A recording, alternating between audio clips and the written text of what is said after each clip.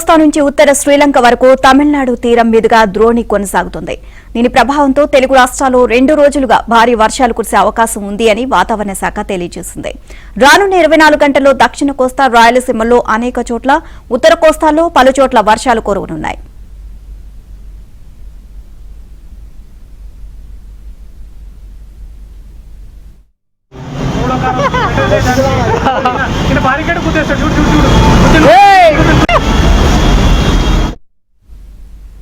ఇవాళ ప్రకాశం, నెల్లూరు, కర్నూలు, నంద్యాల, చిత్తూరు, తిరుపతి జిల్లాలో కొన్ని చోట్ల పిడుగులతో కూడిన మోస్తరు నుంచి భారీ వర్షాలు, మిగతా జిల్లాలో తేలికపాటి నుంచి మోస్తరు వర్షాలు కురిసే అవకాశం ఉందని విపత్తుల సంస్థ తెలియజేసింది.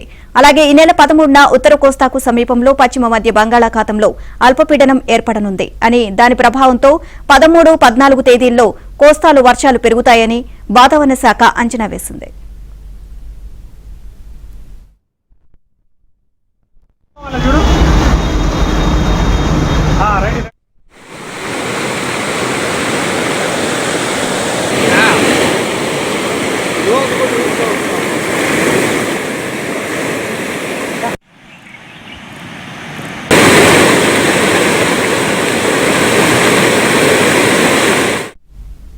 ఇటు తెలంగాణలో మరో 3 రోజుల పాటు వర్షాలు కురవనున్నాయి. రాత్రి కూడా హైదరాబాద్ లో భారీ వర్షం కురిసింది. లోతట్టు ప్రాంతాలు జలమయమయ్యాయి.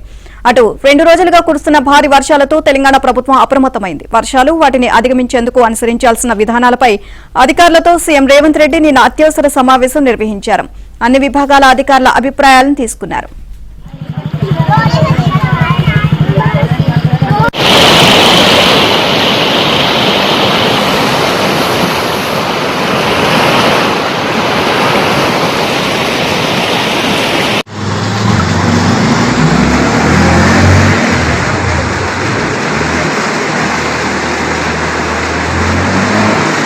ముళ్ళు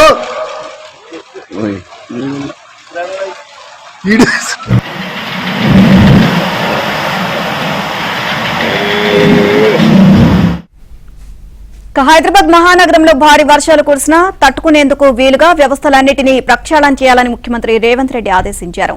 మూసీ పునరుజ్జీవనమే మనకున్న చక్కటి పరిష్కారం మార్గము అని చెప్పారు. వరద నీటి ప్రవాహానికి ఉన్న అడ్డంకులన్నీ తొలగించి భవిష్యత్తు తరాలకు ఉపయోగపడేలా అభివృద్ధి పనులు చేపట్టాలి అన్నారు.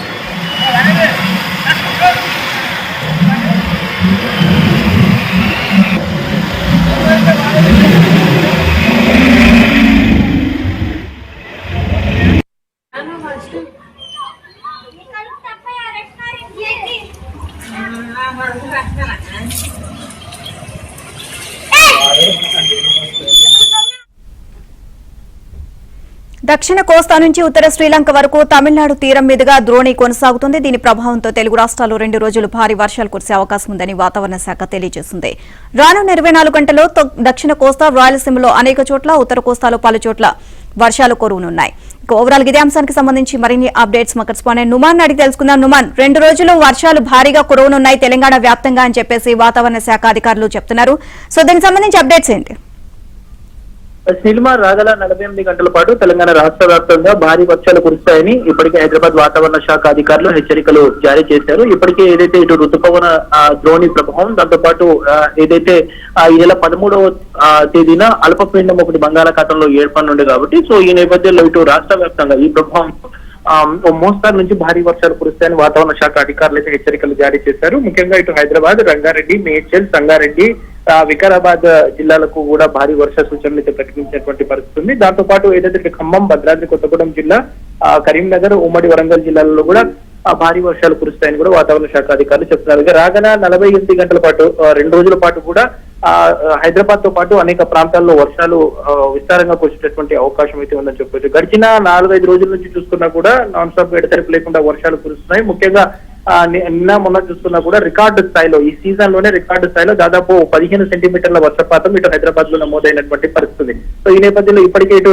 అన్ని శాఖల అధికారులు అప్రమత్తంగా ఉండాలంటే కూడా సిఎస్ అయితే ఆదేశాలు జారీ చేసినటువంటి పరిస్థితి ఉందని చెప్పవచ్చు. మొత్తానికైతే ఈ ద్రోణి ప్రభావం, దానికి తోడు ఒక అల్పపీడనం కూడా తోడవడంతో రాగల 2 రోజుల పాటు కూడా భారీ వర్షాలు ఇటు తెలంగాణ రాష్ట్ర వ్యాప్తంగా కురిసేటటువంటి అవకాశం అయితే ఉందని చెప్పవచ్చు. నీలిమా.